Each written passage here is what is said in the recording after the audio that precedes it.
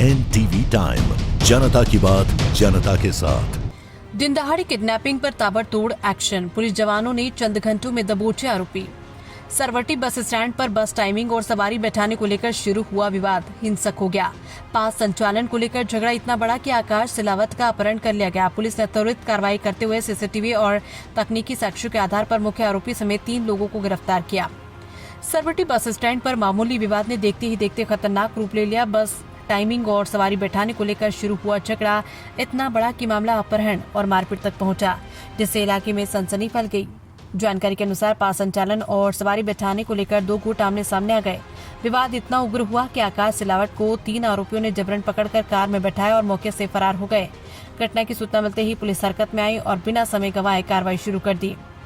मौके के CCTV footage खंगाले गए और अन्य तकनीकी साक्ष्यों को कब्जे में लेकर आरोपियों की तलाश तेज की गई है। इस अपहरण मामले में विनय और उसके 2 साथी गिरफ्तार हो गए हैं।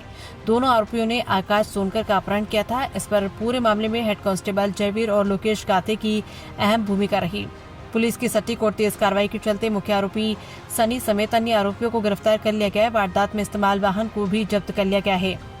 4 अप्रैल 2026 को दोपहर करीब 1 बजे पुलिस को सूचना मिली कि एक युवक का अपहरण कर लिया गया है। सूचना मिलते ही पुलिस मौके पर पहुंची और जांच शुरू की। जांच में सामने आया कि आकाश सिलावट जो बसों में सवारी बैठाने का काम करता है, उसे विनय सोनकर और उसके साथियों ने जबरन कार में बैठाकर उठा लिया।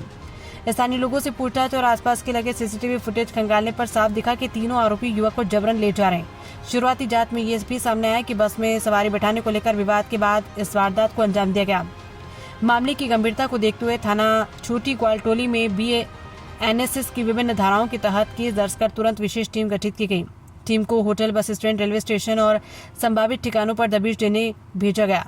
तकनीकी साक्ष्य, सीसीटीवी विश्लेषण और मुखबिर की सटीक सूचना के आधार पर पुलिस ने आरोपियों की लोकेशन ट्रेस कर उन्हें धर दबोचा। लगातार पीछा और दबाव बनाकर पुलिस ने पूरे गिरोह को कुछ ही घंटों में पकड़ लिया। 24 घंटे में पुलिस ने किया गिरफ्तार।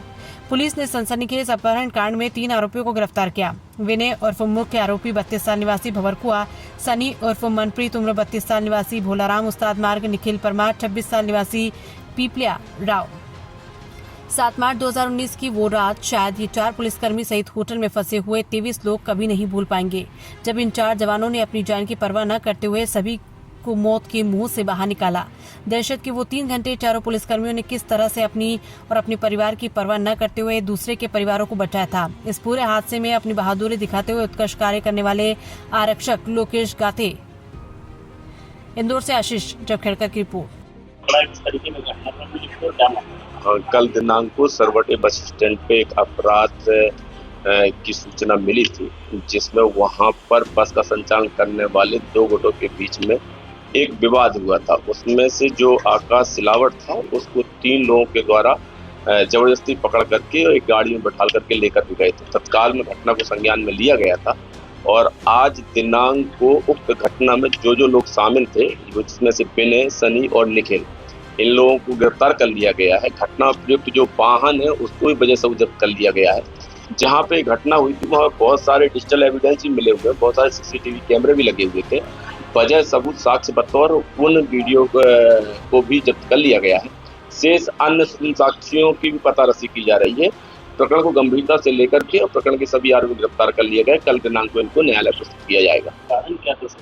कारण बेसिकली बस की टाइमिंग और उसमें यात्रियों को बिठाने पर से अक्सर विवाद होता रहता है और उसी विवाद की परिणति में ये एक अपहरण जैसी घटना को अंजाम दिया गया है और उसके हिसाब से ही फिर वैधानिक धारा में प्राथमिकी दर्ज करके और प्रकरण को पंजीबद्ध किया गया।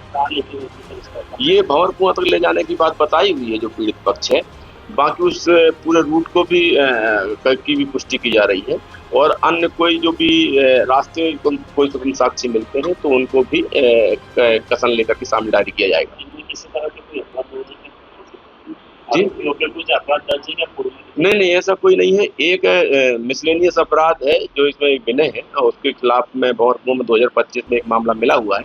बाकी ऐसा कोई जाहिरा कोई अपराध पंजीबद्ध किसी भी थाने में नहीं है इनके खिलाफ।